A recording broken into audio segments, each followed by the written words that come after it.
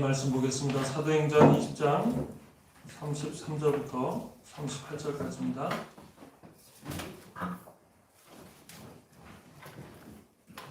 사도행전 20장 33절부터 38절까지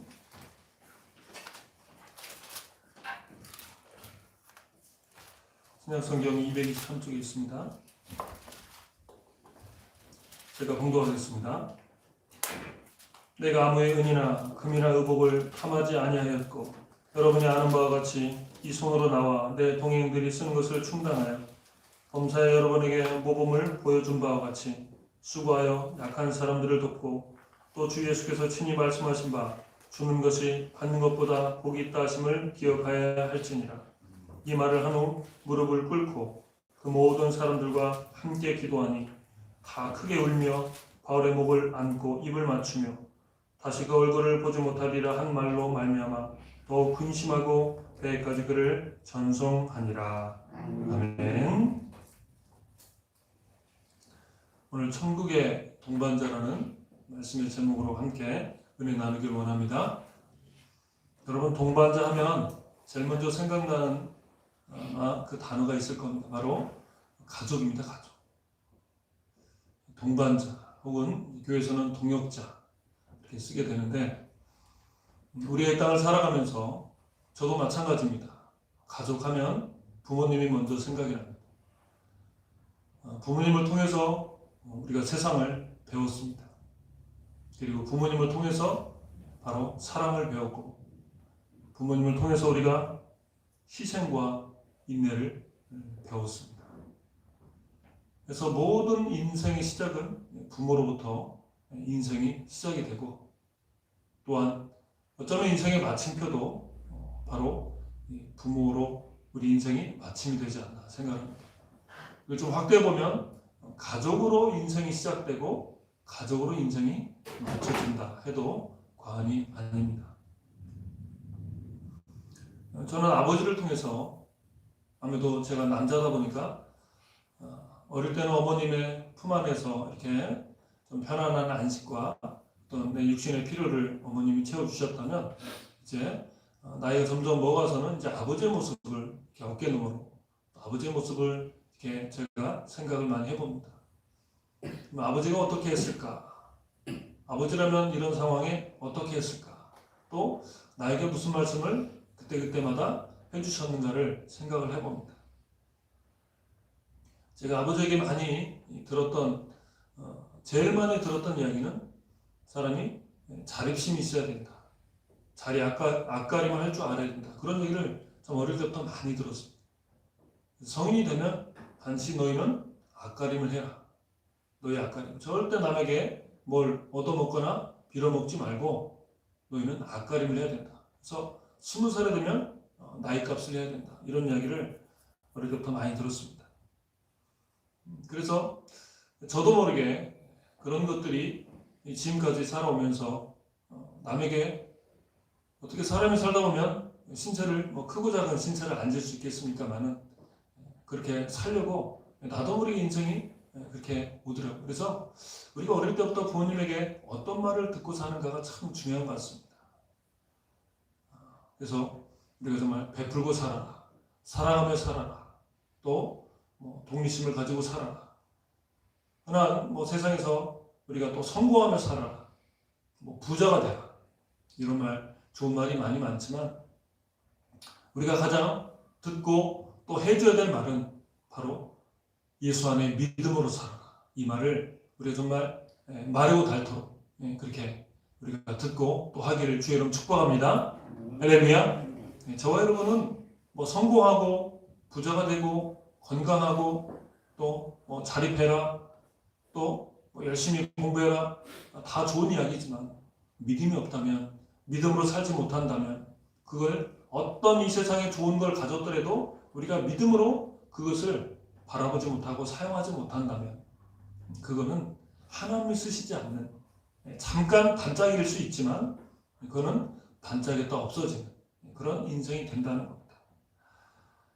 그러면서 우리는 동반자가 필요한 겁니다.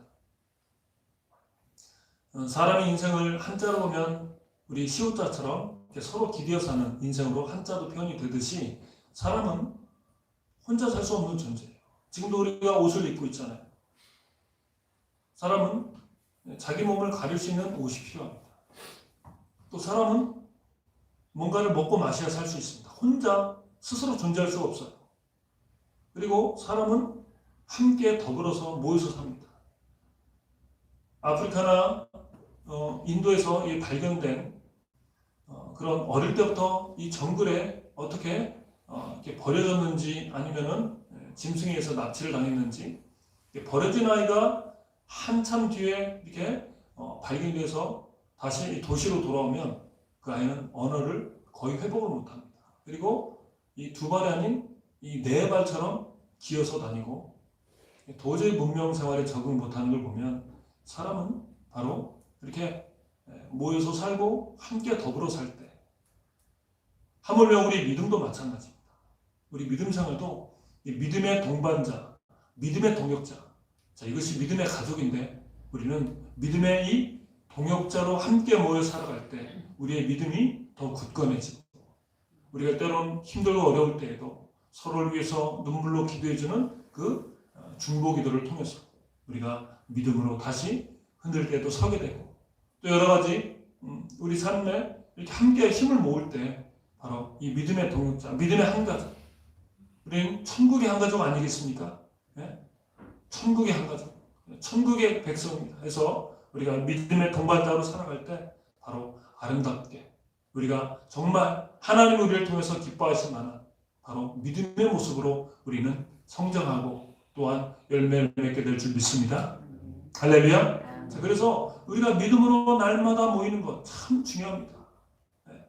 날마다 우리는 모이고 또 모여서 뭐합니까? 네. 말씀을 또 보고 또 모여서 예배하고 기도하고 또 서로의 아픔과 어려움이 있다면 또 서로를 위해서 기도해주고 또 서로에게 정말 축하할 만한 있다면 정말 가슴 깊이 우리가 축하해주고 이 박수를 치면서 서로를 축하해주는 것 너무너무 필요합니다. 오늘 천국의 동반자 한 세 가지로 살펴보려고 하는데 오늘 사도 바울은 지금 이 마지막 3차 여행을 이제 전도 여행을 마치면서 예루살렘으로 지금 들어가는 길에 있습니다. 자, 여기에서 지금 많은 동역자들을 지금 만나면서 지금 이 헤어짐의 지금 모습을 오늘 보고 있습니다.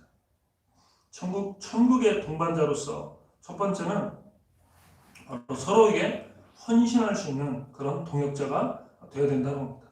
33절을 보면 사도 바울이 이렇게 말합니다. 내가 아무의 은이나 금이나 의복을 탐하지 아니하였다. 여러분이 아는 바와 같이 내 손으로 나와 내 동행들이 쓰는 것을 충당했다. 이렇게 말합니다. 지금 이 말씀은 에베소 지금 장로들 밀레도로 청해서 지금 에베소 교회 바울이 약 10년 동안 1차, 2차, 3차 전도여행을 유럽을 다녔는데 어떤 면에서 가장 심혈을 기울인 그 교회가 에베소 교회입니다. 근데 바울은 에베소 교회나 여러 교회를 세워가면서 거의 아무 은이나 금이나 의복을 탐하지 않고, 그러니까 내가 하나님의 복음을 이렇게 증거하면서 오늘까지 10년을 살아온 것은 내가 먹고 살기 위해서 내가 어떤 은금을 위해서 한 것이 아니라 바로 여러분이 아는 바와 같이 이 손으로, 나의 손으로 나와 내 동행들이 쓰는 것을 스스로 충당했다. 이렇게 말합니다. 바울은 사람인지라 많은 또 교인들에게 오해도 잠깐 받았습니다. 그게 뭐냐면 예루살렘 교회에 헌금을 하려고 일부 지역에서 헌금을 많이 모았습니다. 에베소 지역도 마찬가지고 고린도 지역도 마찬가지고 헌금을 많이 모아가지고 바울을 통해서 예루살렘 교회로 보내고자 했는데 그 중에 몇몇 사람이 바울이 헌금을 유용했다, 개인적으로 썼다 하는 오해를 받았습니다.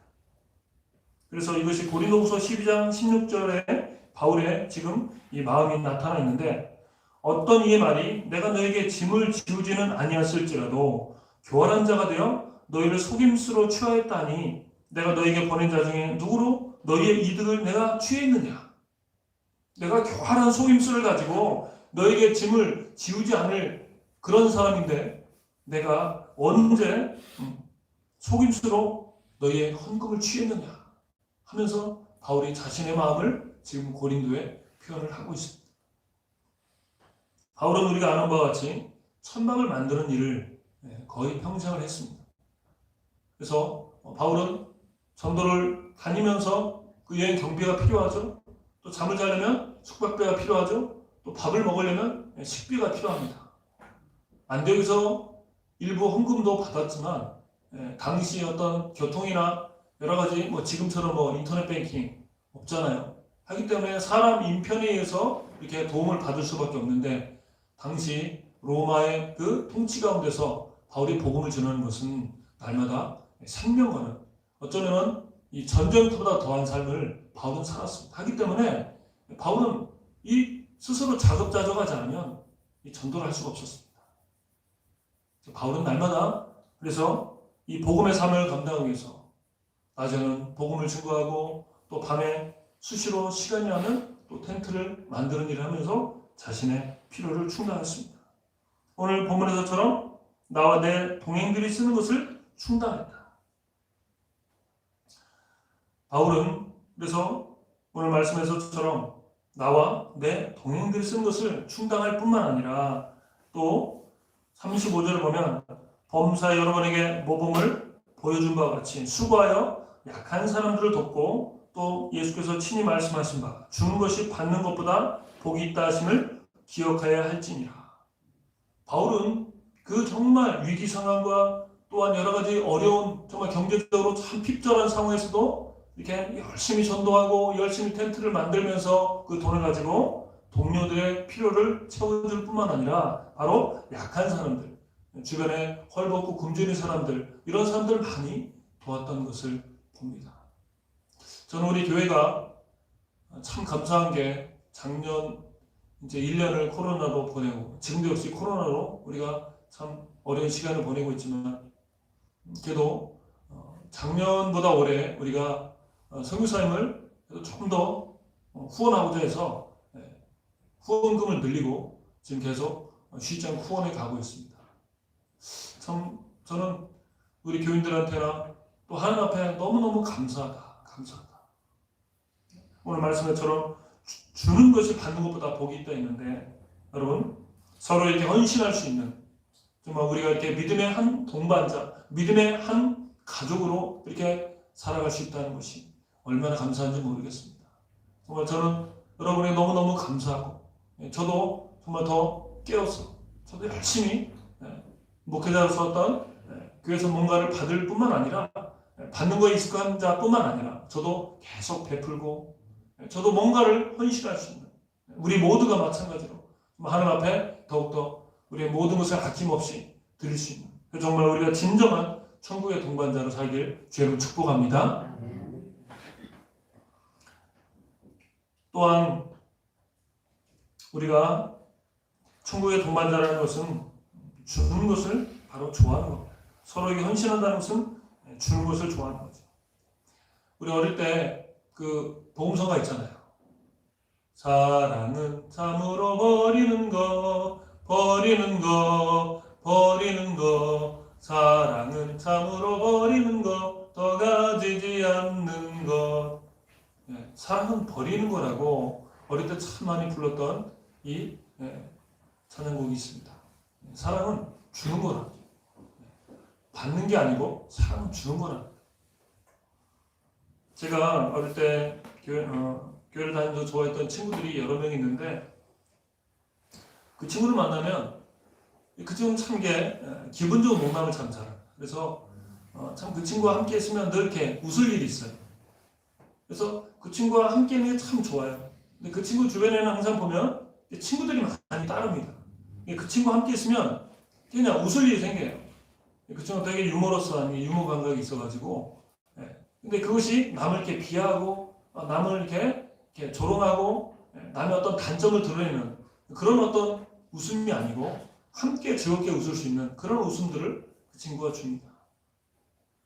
그래서 그 친구와 이렇게 함께 다녔던 기억이 있습니다. 또 이제 교회 친구 중에는 장모님 아들이 있었는데 그 친구는 좀 용돈이 넉넉했습니다. 그래서 이제 교회에서 같이 예배도 드리고 또 같이 공부도 하고 또 같이 이렇게 놀기도 하면서 노는 것은 이제 뭐 탁구도 치고 농구도 하고 주로 이제 그렇게 놀았습니다. 놀다가 이제 배가 고프잖아요. 한참 고등학생 때라. 그러면은 이 친구가 어김없이 이 주머니에서 야, 내가 맛있는 빵 사줄 테니까 빵 사자. 해가지고 그 군산에 유명한 이성당 있죠. 제가 다녔던 교회가 이성당 바로 앞에 있어요. 그래서 걸어서 한 1분 거리밖에 안 되는 그 거리에 있어서 그렇게 가서 빵을 자주 먹었던 기억이 납니다. 또 교회 권사님 중에 한 분은 조금 떨어져 있는 곳에 이 조화당이나 또 제과점을 했습니다. 그래서 주로 이제 거기를 또 많이 갔지. 그래서 권사님한테 많이 이렇게 얻어먹기도 하고 하면서 참 학창 시절을 또 이렇게 교회 가면 또 교회 이제 집사님들이나 권사님들이 수시로 이렇게 뵈면 인사드리면 또 이렇게 용돈 또 조금씩 주시기도 하고 해서 참 즐겁게 믿음 생활했던 기억이 납니다. 그래서 교회를 가도 친구를 만나도 또 학교에 있는 그 친구도 늘 저에게 교회를 다녔던 친구였고 즐거움 줬던 친구. 그러니까 믿는 사람들을 가만히 보면 항상 뭔가를 줄 자세가 돼 있어요. 꼭 돈이 아니어도 어떤 웃음을 주고 뭔가 마음의 편안함을 주고 또 배고플 때는 뭔가 간식을 줄 수 있는. 그러니까 꼭 먹는 얘기가 아니라 정말 우리가 뭔가 사람들을 만났을 때 누가를 내가 대할 때 뭔가 이렇게 마음에서 말 한마디로 따뜻하게 줄 수 있는 사람. 이게 진짜 천국의 동반자가 아닌가 생각을 해봅니다. 저와 여러분은 어떤 사람으로 지금 주변 사람들에게 이렇게 보여주고 있는지 한번 이번에 이제 오늘이 종료주일이고 그 다음에 이제 한 주간 우리가 내일부터 고난주간을 보내는데 예수님의 그 삶을 우리가 생각해보면 예수님은 정말 모든 걸 다 주셨습니다. 전혀 아끼지 않고 예수님은 처음부터 시작이 무일푼 빈손이었습니다. 말구에서 태어났죠. 말구유가 그렇게 깨끗한 환경이 아니었잖아요. 예수님은 냄새가 나고 이 소똥 말똥 냄새가 나는 그런 곳에서 예수님이 태어나셨는데 예수님은 평생 거의 어디에 사셨습니까? 본인의 뭐 이름으로 된 뭐 집 하나가 있는 것도 아니었고 가족이 있는 것도 아니었고 12 제자를 데리고 많은 기사와 이적을 행했지만 예수님은 늘 아마 대부분 머물렀던 곳은 길가였습니다. 아니면 겟세마네 동산에서 밤을 새도록 기도했던 바로 그곳이 예수님의 숙소 같은 곳이었습니다.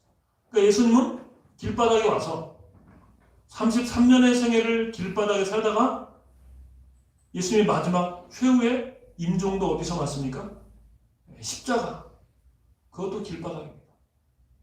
예수님은 길바닥 인생을 사는 거예요. 하지만 예수님은 세상을 다 가진 자였고 또한 세상을 구원한 자였고 온 인류에게 희망과 생명의 복음을 증거하는 그 귀한 삶을 사신 줄 믿습니다. 여러분, 예수님은 그런 삶을 사셨습니다. 세상의 잣대로 볼 때는 배우지 못하고 가지지 못하고 땅 한 평 집 하나 가지지 못한 정말 알거지 같은 그런 인생으로 보여줄 수 있지만 예수님은 모든 걸 가졌고 모든 걸 이루셨고 모든 세상을 품을 수 없는 사람까지도 다 품을 수 있는 사랑의 화신으로 이 땅의 삶을 사신 줄 믿습니다. 그러므로 우리가 그 예수님을 믿는다면 여러분 우리가 줄 수 있어야 됩니다. 우리가 사랑은 다 준다고 우리가 노래를 부르고 있는데 여러분 그 가수 이수영 씨라고 여러분 아실 겁니다. 조금 지나간 가수긴 한데 이분이 2004년, 5년, 6년, 7년 이때가 전성기입니다. 이분의 수상 경력을 보니까요. 이분의 데뷔가 20살에 데뷔를 했습니다. 고등학교를 졸업하자마자 이미 고3 때부터 음반 작업을 했고 졸업할 무렵에 데뷔를 했는데 그냥 데뷔하자마자 대박이 난 거예요. 그래서 쭉 보면 2004년부터 7년도까지 이때가 최전성기였는데 근데 저도 몰랐는데 새롭게 와서의 그 간증을 제가 들어보면서 깜짝 놀랐습니다. 이분이 8살 때 아버지가 교통사고로 돌아가시고 이분이 20살 때 어머니도 교통사고로 돌아가셨어요. 그래서 이분이 가수로 데뷔해서 성공할 때가 그러니까 실제는 고아였습니다. 부모님이 안 계시니까 밑으로 동생이 둘이 있었고 그래서 엄청난 고난과 역경을 겪습니다.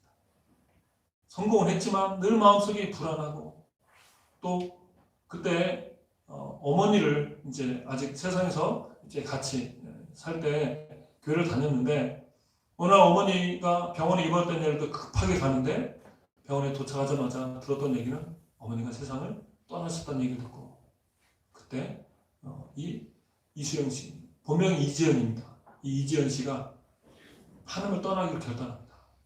하나님이 계시다면 내가 어릴 때 아버지를 그렇게 떠나보내고 어떻게 내가 이제 고등학교를 졸업할 나이가 돼서 왜 어머니까지 데려가시나 저렇게 이기적이고 매정하고 말만 사랑했지 사랑이 없는 하나님 나는 하나님 안 믿을 거야. 그리고 내가 지독하게 내가 열심히 해서 내가 하나님 보란 듯이 하나님 코 납작하게 내가 성공할 거야. 그렇게 마음을 독하게 먹은 거야. 그 정도로 나는 교회를 다니면서 이시훈 씨가 고등학교 다닐 때 자기 고등학교 위로 3학년 선배하고 아래로 1학년 후배들과 합쳐가지고 300명을 전도했다고 해요. 그러니까 엄청나게 전도를 정말 잘하고 뜨겁게 믿음 생활을 했는데 하루아침에 어머니가 교통사고로 갑자기 세상을 떠나면서 마음이 싸늘하게 식어버립니다. 내가 다시 교회 다니나. 그러고서 나름 성공을 이렇게 쭉 해나가는데 역시 하나님의 백성은 하나님을 떠나면 이 실패가 찾아옵니다. 그래서 기획사와 자꾸 문제가 생겨서 법정 소송까지 가고 또 나오게 되고 또 옮겼다가 또 문제가 생겨서 또 나오게 되고 또 믿었던 친척이 자기 옆에서 그 일정을 짜주는 그런 일을 했는데 또 자기를 배신하고 또 이렇게 문제가 생기고 하면서 계속 문제가 생깁니다. 그런 중에 이제 사랑하는 남편을 만나죠. 남편을 만나서 계속 교회도 거의 안 다니다시피 하다가 어떻게 믿음의 남편을 우연찮게 만나게 되고 자기가 너무 사랑해 주니까 자기도 그 사랑에 이제 이렇게 녹아져서 결혼을 하게 됩니다. 그러면서 아직도 이제 교회를 정착을 못한 상황이었습니다. 그런데 어떤 한 교회에 등록을 했는데 그 교회 이제 목장 모임에 들어가서 말씀도 좋았지만 이 집사 이제 이수영 집사님이 집사가 되고 정말 마음이 녹아지면서 그 목장 모임 안에 들어가서 이분이 20살에 이제 가장이 됐잖아요. 동생 둘을 돌보고 가수로서는 성공을 했지만 늘 마음속이 허전하고 불안했는데 그 목장 예배에 가서 처음에는 마음을 못 나눴죠. 그런데 따뜻하게 밥을 이렇게 처음에 갔을 때 해주는데 그러니까 거기 이제 밥을 먹고 시작하는 그런 목장 예배. 근데 자기가 20살 때부터 지금까지 한 번도 집에서 따뜻하게 밥을 먹어본 기억이 한 10년 이상 처음인 거예요. 그 밥을 먹으면서 그냥 자기도 모르게 막 엄마가 생각이 나면서 눈물이 막 나는 거예요. 그래서 왜 우냐고 했더니 자기도 막 말을 어떻게 못 잇는 거예요. 그냥 밥이 너무 맛있었어요 하면서 막 울면서 밥을 먹고 그 다음에 또 가고 바빴지만 또 가고 그 밥이 그런 거예요. 밥이 맛있어가 아니라 따뜻하게 어머니가 해준 밥을 거기서 먹는데 목장에서 먹는데 너무너무 마음이 녹아지고 하면서 이제 자신의 하나님을 떠났던 이야기 하나님을 저주했던 이야기 그리고 정말 탕자처럼 살았던 이야기를 하는데 그 목장 식구들이 다 울면서 얘기를 들어주니까 그냥 마음이 다 녹아지는 거예요. 그러면서 내가 이제 천국의 가족이 생겼구나 하면서 정말 거기서 이제 믿음의 뿌리를 잘 내리고 이 집사님이 믿음 생활합니다. 그런 간증들을 하는 걸 제가 들으면서 얼마나 저도 이게 눈시울이 뜨거워지는지. 역시나 믿음의 사람은 그렇게 고백을 합니다. 이 모든 고통과 방황했던 것은 하나님이 나를 훈련시키는 바로 광야 같은 훈련의 장이었다. 그렇게 고백을 이분이 하면서 지금도 음반 제작을 하면서 준비를 하고 있는 것을 제가 보았습니다. 여러분, 주는 사람이 있어야 받는 사람이 있고 사랑을 주는 사람이 있어야 사랑을 받는 사람이 있지. 지금도 밥 한 끼를 정말 따뜻한 어머니의 밥 한 끼를 그리워하는 사람이 우리 주변에 어디 있을지 모릅니다. 저와 여러분이 하나님의 사랑을 이렇게 줄 수 있는 그런 따뜻한 정말 작은 예수의 삶을 살기를 주의 이름으로 축복합니다. 마지막 한 가지는 함께 울어줄 수 있는 바로 천국의 동반자입니다. 오늘 말씀을 보면 36절, 37, 38절을 우리 같이 한번 읽겠습니다. 자, 시작. 이 말을 한 후 무릎을 꿇고 그 모든 사람들과 함께 기도하니 다 크게 울며 바울의 목을 안고 입을 맞추고 다시 그 얼굴을 보지 못하리라 한 말로 말미암아 더욱 근심하고 배까지 그를 전송하니라. 지금 바울이 에베소 지도자인 장로님들 몇 분을 지금 밀레도로 청해서 지금 나는 이제 예루살렘으로 가고 앞으로 또 다른 하나님의 계획을 따라 내가 이제 로마로 또 내가 최종 목적지는 스페인으로 내가 갈 건데 나는 다시 에베소로 오지 않을 겁니다. 오늘 이것이 마지막입니다. 그러나 나는 내가 최선을 다해서 내 동역자를 또 내 주변에 약한 자를 내가 섬겼고 또 말씀으로 당신들을 또 교회를 세웠으니 이제 당신들 최선을 다해서 교회를 섬기십시오 하면서 마지막 고별사를 했더니 다 무릎을 꿇고 그 여러 사람들과 함께 기도를 하는데 막 눈물이 터지는 거예요. 바울의 목을 끌어안고 입을 맞추며 크게 엉엉 울면서 그 얼굴을 다시 보지 못하리라는 말로 더욱 근심하며 이렇게 이별을 지금 맞습니다. 여러분, 천국의 동반자는 함께 그 아픔을 아파해 줄 수 있는, 울어줄 수 있는 사람입니다. 기쁨도 함께 기뻐해 줄 수 있는 그런 사람이겠죠. 그러면서 바울은 12제자보다 정말 위대한 이 사도 바울이 되었던 것은 정말 목숨을 걸고 온 지역을 다니면서 수많은 핍박과 사람들의 외면과 또 이 살해의 위협을 당했지만 바울은 굳이 믿음으로 갔다 옵니다.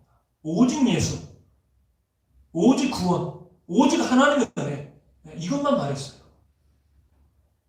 바울이 앞에서도 많은 억울한 일을 당했지만 바울이 억울한 일을 당하고 사람들에게 막 주먹질을 당하고 사람들 돌팔매를 당했지만 바울이 로마 시민권자 아닙니까? 하면 로마 시민권을 가지고 그 자기를 폭행했던 자기를 이렇게 거짓으로 막 고발했던 사람도 얼마든지 법으로 대항할 수 있었는데 바울은 그렇게 한 번도 하지 않았습니다. 오히려 그 맞는 자리에서도 복음만을 전했습니다. 예수님만을 전했습니다. 정말 바울의 완전히 바울은 예수님이 완전히 미친 사람, 그렇죠? 완전히 바울은 예수님 머리부터 발끝까지 그냥 예수님으로 꽉 찬 사람이었습니다. 그러니까 돌팔매를 당하고 내가 침뱉음을 당하고 그냥 무고하게 내가 고발을 당하고 감옥에 갇힐지라도 바울은 오직 예수밖에 없었습니다. 그러니까 바울이 이런 동역자를 얻게 됐습니다. 참 저도 이런 바울의 모습을 보면서 좀 더 저 스스로를 돌아봅니다. 목사로서 하지만 얼마나 내가 베푸는 것에 이렇게 잘하고 있는가, 받는 것에 익숙하지 않는가, 또 내가 정말 헌신하는 삶을, 본을 보는 삶을 보여주고 있는가, 또한 정말 나를 위해서 나의 아픔을 혹은 나의 즐거움을 또 우리 성도님들의 아픔을 위해서 울어주고 성도님의 기쁨을 위해 정말 박수 쳐주고 기뻐해줄 만한 그런 준비가 내가 되어 있는가를 다시 한번 생각을 해봅니다. 여전히 부족하고 연약하다는 생각을 합니다. 하지만 노력을 해야죠. 여러분, 부부가 만나서 또 자녀를 낳고 살아갈 때 준비해야 되는 남편, 준비해야 되는 아내가 어디 있습니까? 그러니까 사람이 싸우잖아요. 그죠?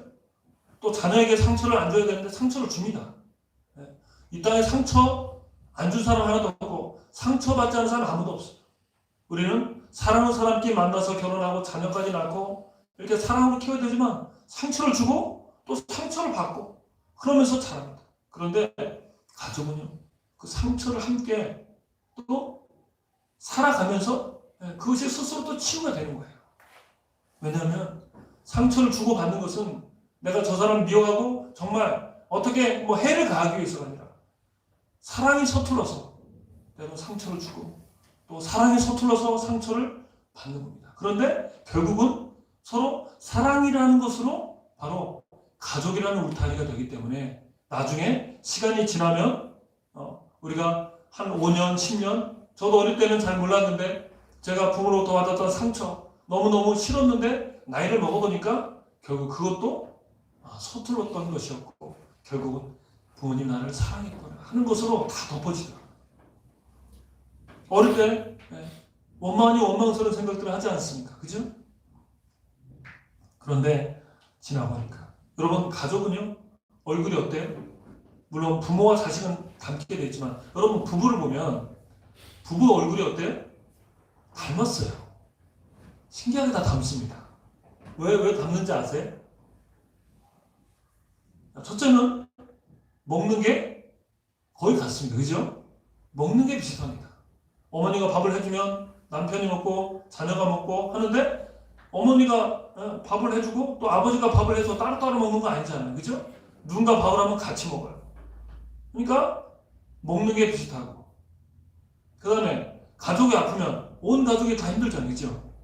또 가족이 한 사람이 즐거운 일을 당하면 온 가족이 즐겁잖아요. 그리고 온 가족이 또 같은 공간에 삽니다. 자, 그러니까 가족이 특히 부부가 닮을 수밖에 없어요. 힘들 때는 함께 힘들지. 한쪽은 막 웃고 있는데 한쪽은 막 울고 있어요. 한쪽은 막 아파가지고 병원에서 아이고 있는데 한쪽은 막 밖으로 다니면서 웃고 살아요. 그건 가족이 아니고 부부가 아니죠.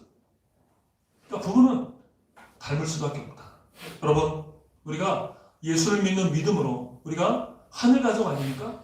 천국에 우리가 동반자 아니에요? 그러니까 우리는 닮게 돼 있는 거예요. 시간이 지나면 지날수록 우리가 누굴 닮아가요? 우리 김기회 목사를 우리 권사님이 닮는 게 아니라 우리가 예수님을 닮아가는 겁니다. 저와 여러분을 보면 시간이 지나면 지날수록 우리가 예배를 드리면 드릴수록 우리가 믿음으로 교제하면 교제할수록 우리가 예수를 닮아가는 바로 하나님의 동반자인 줄 믿습니다. 할렐루야. 그래서 우리는 믿음의 한 가족이 되는 거예요. 얼마나 감사한지 모릅니다.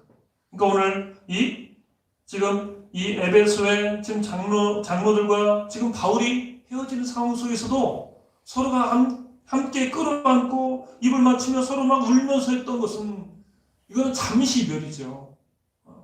이 땅에서 삶이 맞춰지면 우리 천국에서 다시 만나잖아요. 그치? 잠깐 이별한 거지만 그게 큰 슬픔은 아니었던 겁니다. 여러분, 함께 울고 함께 웃는 것 정말 이것이 오늘 이 시대에 필요합니다. 이 코로나는 말을 안 할 수가 없는데 아마 올해 말까지도 계속 코로나 뭐 눈만 뜨면 계속 우리가 듣고 고민해야 될 문제가 있습니다. 코로나 때문에 참 어른도 힘들고 아이들도 힘들고 참 여러 가지 참 힘든 일상을 보냅니다. 사람이 사람을 못 만나는 만큼 가장 힘들고 어려운 일이 또 어디 있겠나 생각을 해봅니다. 그치? 우리가 믿음으로 참 만날 수 있으면 최대한 만나야 됩니다. 대면하기가 좀 어렵다면 여러분 그 핸드폰을 가지고 화상통화 되죠? 근데 화상통화는 또 뭐 통신비가 있으니까 그 무료로 할 수 있는 화상통화가 있어요. 방법이 여러 가지가 있습니다. 이렇게든 저렇게든 어쨌든 우리가 대면을 해야 돼. 자꾸 보고 서로가 좀 알아가도 서로가 좀 알만해도 또 서로 만나서 또 여러분 사랑하는 사람이 그렇잖아요? 서로 사랑하는 남녀가 사랑을 하고 또 가정을 이루고 살아갈 때 용건만 있을 때 만나요? 용건만 있을 때 이야기합니까? 용건이 있든 용건이 없든 일이 잘 되든 안 되든 서로 만나면 하루 있었던 이야기하고 그죠? 잘 되면 잘 된 일, 힘들었다면 힘들었던 일, 또 밥을 먹었다면 뭘 먹었는지 좀 물어보고 그죠? 또 내일 또 하루를 출근하고 하루를 보내겠지만 또 내일 출근을 하는지 내일 또 무슨 일이 있는지 물어보는 거예요. 이거 사랑하는 가족의 대화 아닙니까? 우리 믿는 사람도 마찬가지 아니겠어요? 네? 서로 알아요. 별일 없는 거 알고 일을 하는 거 알고 하지만 서로 한 번 더 물어보는 거예요. 밥은 먹었는지 뭘 먹었는지 아픈 데는 없는지 자녀는 잘 크고 있는지 직장생활은 어떻게 잘 하고 있는지 그래서 물어보는 거예요. 별다른 거 없지만 여러분 사울의 아내 중에 미갈이라는 아내가 있습니다. 구약에. 근데 이 미갈은 결국 나중에 평생 임신을 하지 못하는 저주를 당합니다. 왜 그래요? 블레셋 빼앗겼던 언약궤가 이스라엘 그 성내로 들어옵니다. 그랬더니 다윗이 그 빼앗겼던 그 블레셋에 갔던 언약궤가 지금 한참 만에 지금 들어오니까 너무 기뻐가지고 막 나가서 언약궤가 온다고 막 춤을 춥니다. 막 디스코를 얼마나 그냥 세게 쳤는지 옷이 흘러내려가요. 아마 왕의 옷은 어떤지 모르겠는데 대부분 원통형 천으로 하나로 그냥 두른 옷입니다. 옷이 내려가면 아마 거덜났을 거예요. 근데 바울은 그 돈으로 막 춤을 추다가 이제 나중에 뭐 신하들의 옷을 입혔겠지만 미갈이 위에서 성에서 보니까 너무 창피한 거예요. 왕의 채통을 지키고 지금 언약궤가 들어오는 건 축하할 일이지만 어떻게 저렇게 채신머리 없이 저렇게 방정맞게 임금이 춤을 추냐. 비웃습니다.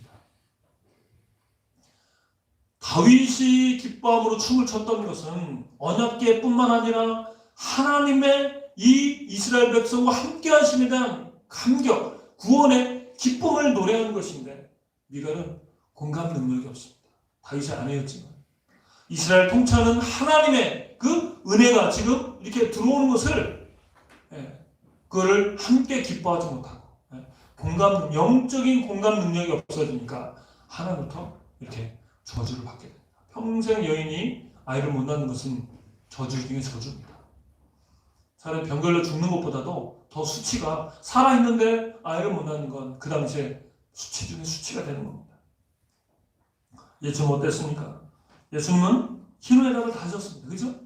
예수님은 예루살렘 성전에 들을 때 호산나 다윗의 자손이여 호산나 호산나 막 백성들의 노래를 부를 때 예수님이 나귀 타고 오시면서 예수님은 눈물을 흘렸습니다.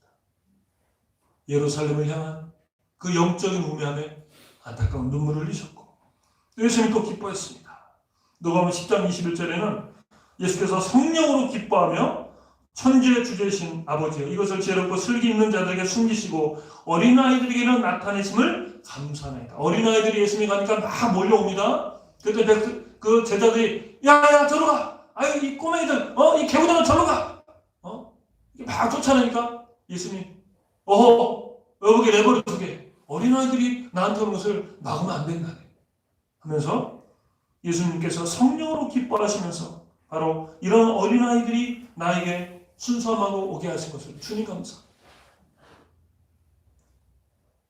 예수님도 정말 누구보다도 이 공감 능력이 있었습니다. 정말 자신을 기뻐하는 아이들 향해서 기뻐하시고 또한 예루살렘의 영적인 우매함을 보고 정말 눈물을 흘리시는 예수님. 십자가에서 그 모진 고통을 당하시면서도 자기를 비웃고 자기에게 못질했던 그 로마 병정을 주여 저들의 죄를 저들이 알지 못하나이다 하면서 예수님은 끝까지 이 땅의 주인들 향해서 바로 눈물을 흘리셨습니다. 자, 우리도 이와 같이 정말 하나님 앞에 정말 천국의 동반자가 되어서 서로 헌신하고 아끼지 않고 서로 있는 것을 나눠주고 또 함께 정말 울어주고 함께 서로를 축복해 주신 정말 그 하나 말로만 우리가 믿음 말로만 하늘 가족이 아니라 정말 삶 속에서 수시로 정말 사랑하는 연인처럼 이렇게 끈끈한 사랑의 교제가 있는 교회. 그래서 정말 우리 교회 이름처럼 정말 사랑이 소문나는 교회가 되길 주의 이름으로 축복합니다. 네.